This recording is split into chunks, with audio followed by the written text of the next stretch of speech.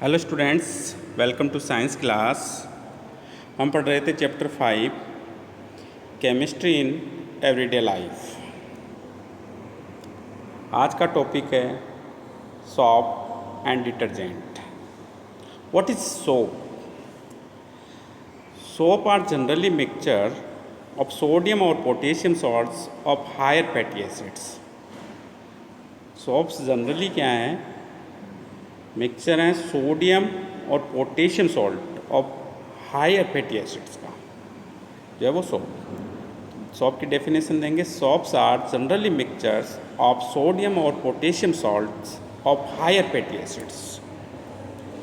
अब देखो ये कैसे बनते हैं। These are obtain by heating of fatty acids with aqueous solution of sodium hydroxide over potassium hydroxide. This reaction is known as saponification. ये reaction जो है क्या है? सफोनिफिकेशन है। हिंदी मीनिंग होता है साबुनीकरण। तो इस रिएक्शन में देखो क्या होगा। ये हायर फैटी एसिड है, इनकी रिएक्शन एक्वस सॉल्यूशन लेना है, सोडियम हाइड्रोक्साइड का ले लें या aqueous solution of potassium hydroxide ले लें, एक लेना है। जैसे हमने यहाँ ले लिया aqueous solution of sodium hydroxide. Higher fatty acid की रिएक्शन किससे कराते हैं? Aqueous solution of sodium hydroxide से कराते हैं। तो देखो जैसे सोडियम हाइड्रोक्साइड को वाटर में मिक्स करेंगे तो यहाँ कैटायन और एनायन बनेंगे। Na पे प्लस चार्ज होगा, OH पे माइनस चार्ज होगा। यहाँ CH2 पर प्लस और COR पे माइनस, CH पे प्लस COR पे माइनस और CH2 पे प्लस जो है COR पे क्या होगा? माइनस होगा। तो देखो यहाँ सोडियम हाइड्रोक्साइड का प्लस जो है यानी कि सोडियम कैटायन जो है यहाँ किसके साथ होगा? COR के साथ लिखा जाएगा। तो यहाँ देखो लिख दिया। और इसका जो कैटायन है वो इसके एनायन के साथ होगा यानी कि OH के साथ।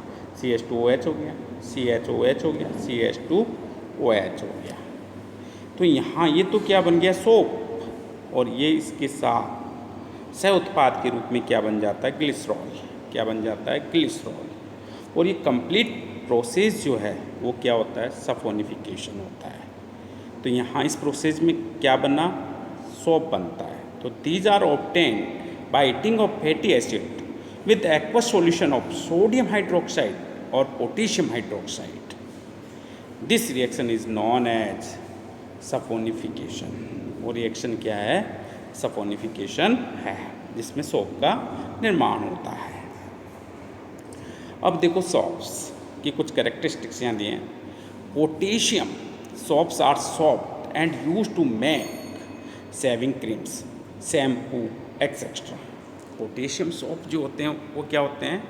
सॉफ्ट होते हैं। इसीलिए इनका यूज क्या बनाने के लिए किया? जैसे शेविंग क्रीम, शैम्पू आदि बनाने में इसका यूज किया जाता है।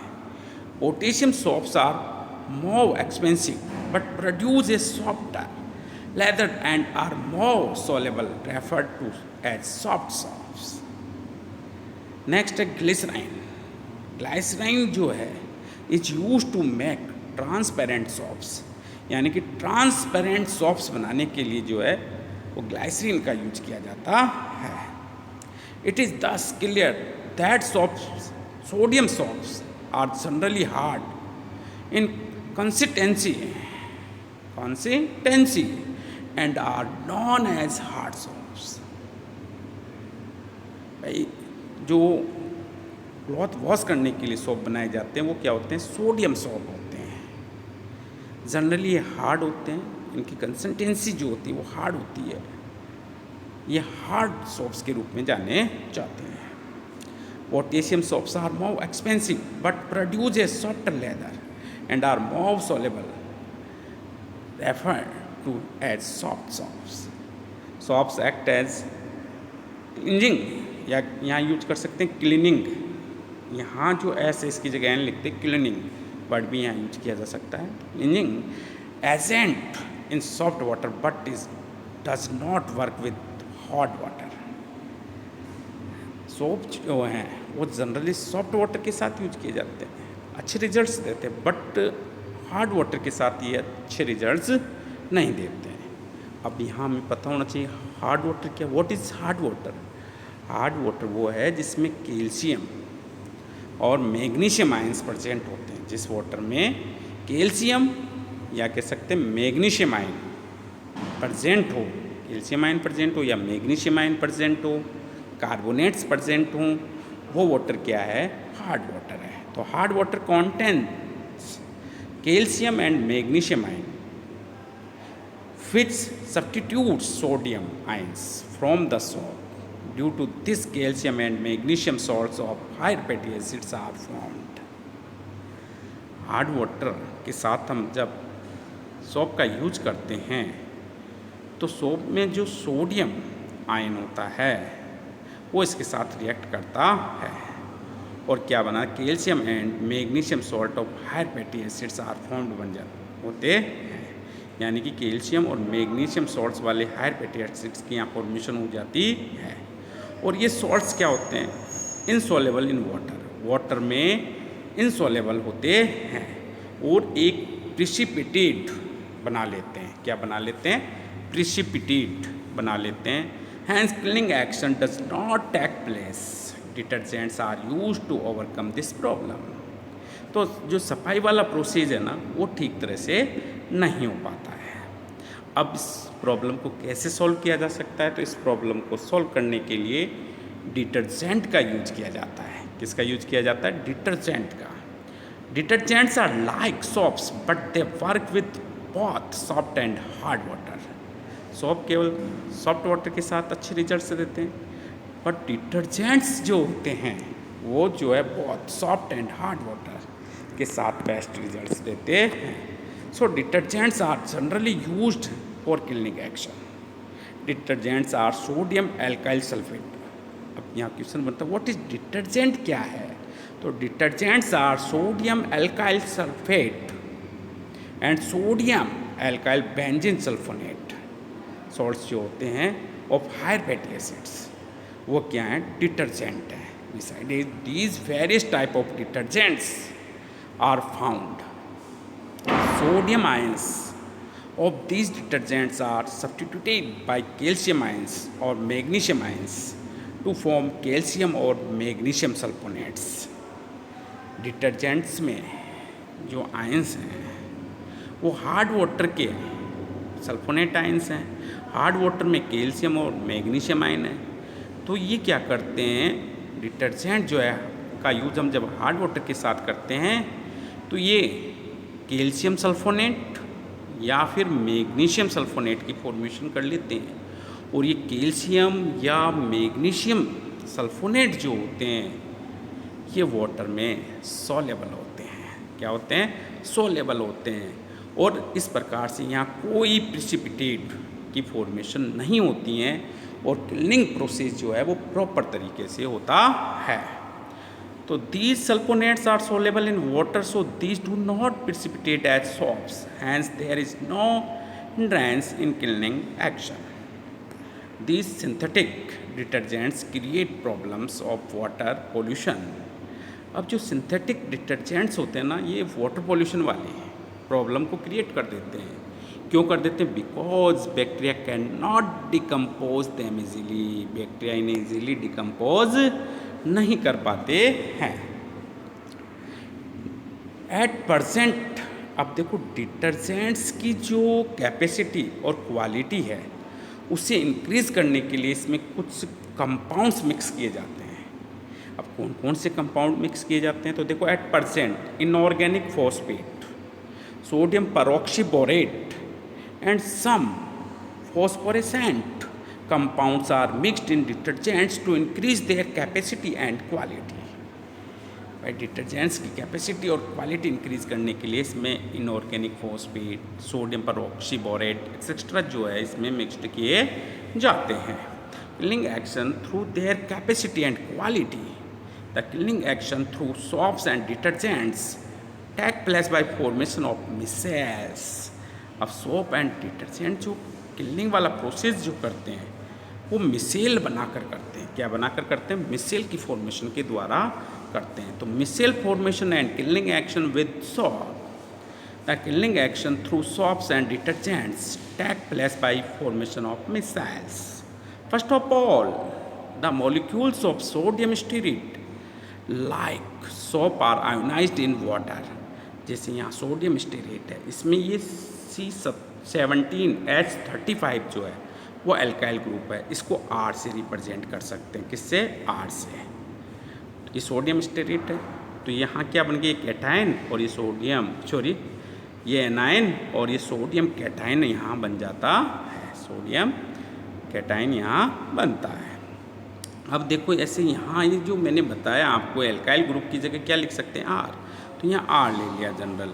भाई ये कार्बन एटम 12 भी हो सकते हैं, 13, 14, 15, 16 एंड 17 से ज़्यादा भी हो सकते हैं, कम भी हो सकते हैं। तो हमने जनरल रिएक्शन ले ली, तो ये एनायन बन गया और यहाँ इसमें क्या हो गया? कैटायन बन जाता है। यहाँ इसके 2 पार्ट्स होते हैं। एक हाइड्रोकार्बन पार्ट होता है जो हाइड्रोफोबिक होता है, दूसरा नेगेटिव वाला जो पार्ट होता है वो पोलर पार्ट जो कि हाइड्रोफिलिक पार्ट होता है। ये पार्ट यहाँ बनते हैं। These parts are so arranged that hydrocarbon part is towards inner side and negatively charged polar part is towards outer side. It is called micelle. यहाँ देखो ये एक स्ट्रक्चर बनी है, इसमें जो पोलर पार्ट है जो नेगेटिवली चार्ज्ड है जो कि हाइड्रोफिलिक है वो क्या है? आउटर साइड है, टुवर्ड्स आउटर साइड, बाहर की तरफ। और जो हाइड्रोफोबिक हाइड्रोकार्बन जो टेल है वो क्या है? अंदर की तरफ होती है इसमें। तो वो क्या है? यहाँ टुवर्ड्स इनर साइड, अंदर की तरफ होती है। और ये जो जितनी भी इम्प्योरिटीज़ होती हैं ऑयली होती हैं वो सब यहाँ इसके सेंटर में जो इकट्ठी हो जाती है। तो ये ऑयल ड्रॉप हो गया। क्या हो गया? ये ऑयल ड्रॉप। इस प्रकार से एक स्ट्रक्चर बनती है, वो स्ट्रक्चर ही क्या है? मिसेल है। Most of the impurities oil drops grease etcetera are insoluble in water but soluble in hydrocarbon. जो इम्प्योरिटीज़ होती हैं वो ऑयली होती हैं, ग्रीस होता है एक तरह से, ये वाटर में इनसॉल्युबल होती है, बट हाइड्रोकार्बन में ये क्या होती है? सॉल्युबल होती है। The molecules of soaps form micelle around grease in the killing action of soap. In this hydrophobic hydrocarbon part attracts grease and hydrophilic polar part remains outside. वो बाहर की तरफ रहता है। आपने देखा होगा मम्मी जी जब कपड़े धोती हैं, क्लॉथ वॉश करती हैं, तो या तो मशीन में रगड़ती हैं उन्हें, या फिर ब्रश से रगड़ती हैं, या फिर डंडे से पीटती हैं। तो ये क्लॉथ को जो रगड़ते पटकते हैं वो क्यों होते हैं? इससे रगड़ने या पटकने से जो है क्या? मिसेल की फॉर्मेशन होती है। किसकी फॉर्मेशन होती है? मिसेल की। तो so micelle is formed around grease. The polar part present outside attracts water and whole grease और impurities is drawn in water. All micelles are negatively charged. सभी मिसेल जो होती है ना वो नेगेटिवली चार्ज्ड होती है, यानी इक्वली चार्ज्ड होती है, और इक्वली चार्ज होने के कारण ये आपस में क्या है? चिपकती नहीं है। So this do not precipitate, और प्रिसिपिटेट की फॉर्मेशन यहाँ नहीं होती है। So when dirty cloth is taken out after killing action of soap then impurities come out to water from dirty clothes. तो ये drop of grease surrounded by soap diagram दिया हुआ है, आपको इसका नोमेनकल्चर करना है। तो यहाँ पर जो है आप इनके लिखोगे ये पोलर पार्ट है, और जो ये है ये जो हाइड्रोकार्बन टेल है, और ये जो बीच में सेंटर में है ये ऑयल ड्रॉप है। और इसी के साथ आपका ये चैप्टर भी कंप्लीट होता है। नेक्स्ट वीडियो में आपको जो है इसके क्वेश्चन आंसर्स सेंड किए जाएंगे, तो आप जो टेक्स्ट बुक क्वेश्चंस हैं उनको सॉल्व करें। यदि किसी में प्रॉब्लम है तो वो आप मेरे पर्सनल व्हाट्सएप पे डालें, आपकी प्रॉब्लम सॉल्व कर दी जाएगी। टेक्स्ट बुक के क्वेश्चन सभी आपको करने, बोर्ड एग्ज़ाम्स में पूछे गए क्वेश्चंस मैं नेक्स्ट वीडियो में आपको सेंड करूँगा। तब तक के लिए थैंक यू।